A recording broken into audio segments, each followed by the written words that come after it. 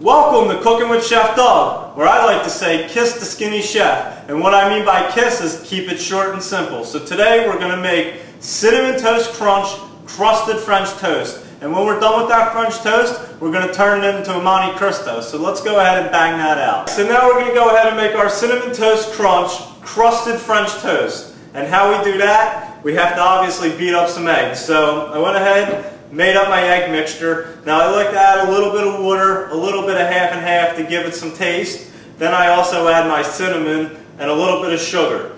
Made my mixture right here, my 2 pieces of bread right there. I'm going to go ahead, like any other breading station minus the flour. I'm going to take my bread, put it in the egg wash, then I'm going to toss it in my Cinnamon Toast Crunch to give it that texture, and then we're going to go ahead and put it on the frying pan. Alright, so bread in there. I use my left hand. Keep that one wet. I always make my right hand dry so I don't get it all clumpy. So we add it in there. I'm just going to toss it around my Cinnamon Toast Crunch that I also mashed up so I have tiny pieces of it. And you can see exactly what I'm talking about. And this is what I mean by crunching up the Cinnamon Toast Crunch so that it actually crusts the French toast on each side. See? So toss that around in this bowl, and we got our Cinnamon Toast Crunch crusted French toast ready to go in the frying pan.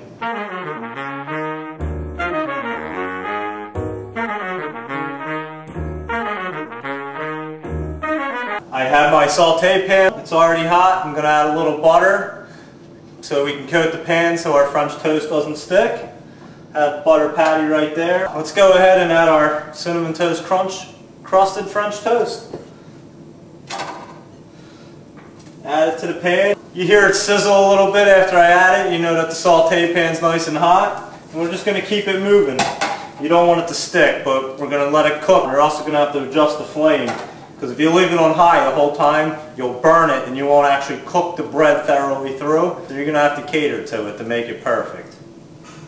I'm going to go ahead and flip our French toast over. Get the other side a little browned up. As you can see that. Nice and golden brown color. And as you can see, I adjusted my flame to medium so that I can brown it slowly and get this cooking thoroughly. Now your French toast is going to take about 4 to 5 minutes to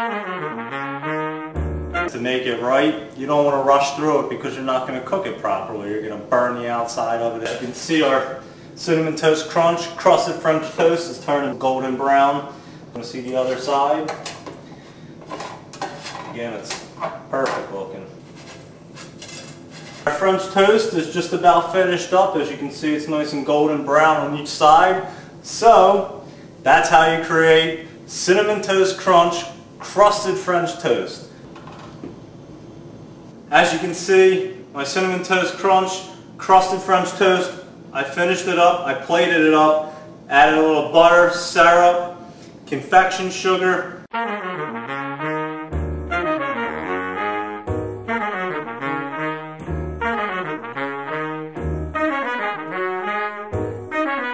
Now we're going to go ahead and convert our Cinnamon Toast Crunch crusted French toast into a Monte Cristo. If you're not familiar with what a Monte Cristo is, it's simply French toast with ham, turkey, and some Swiss cheese. Now what I like to do, I like to fry off my ham and turkey in my saute pan, release the flavors. I slap a piece of Swiss cheese on each piece of bread, put my grilled ham and turkey in between, go ahead, press it together, put it in my saute pan, heat it up, let the cheese melt, and you got a banging Monte Cristo. Alright, now we're going to go ahead and put our Monte Cristo together. So first things first, we have to grill off our ham and turkey to release them flavors so it tastes better. So let's go ahead and pop a slice or 2 of ham into our saute pan, and also a slice or 2 of turkey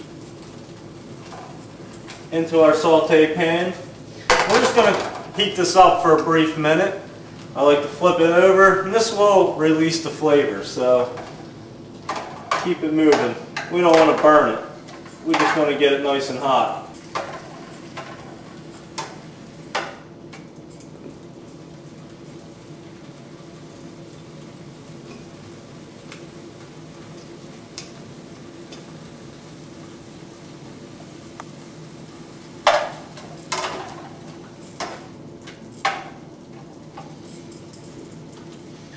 Alright, our meats are warmed up. Now, what I like to do, I like to put a piece of ham, piece of turkey, piece of ham, piece of turkey, nice layers. And like I said, I have a piece of Swiss cheese on each side of my bread. I'm going to put my sandwich together, put it back in my saute pan. And what I like to do, I like to just leave it on low heat and put a little lid on top of it. And that'll keep the steam and the moisture and the heat in, and it'll help melt the cheese and heat it up faster.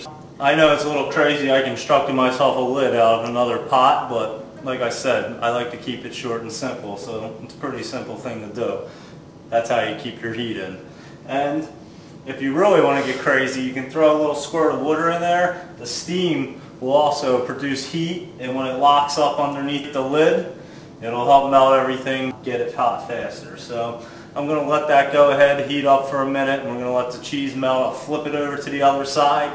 It'll be nice and crisp. We'll cut it open. We'll have a nice Monte Cristo. And as I had mentioned, you add a little water to create some steam. I'll show you how that's done.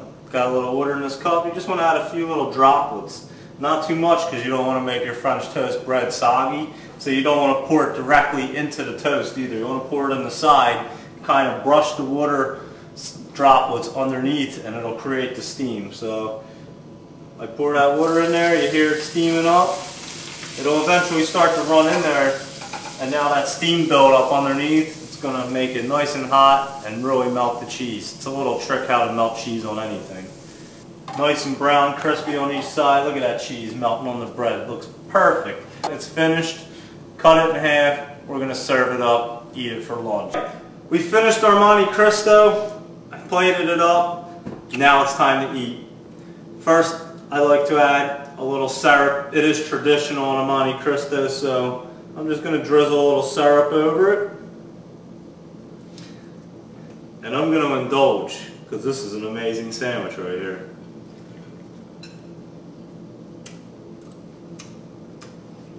That is perfect. Cinnamon Toast Crunch, crusted French toast, Monte Cristo style. Doesn't get better than this. I'll see you next time on the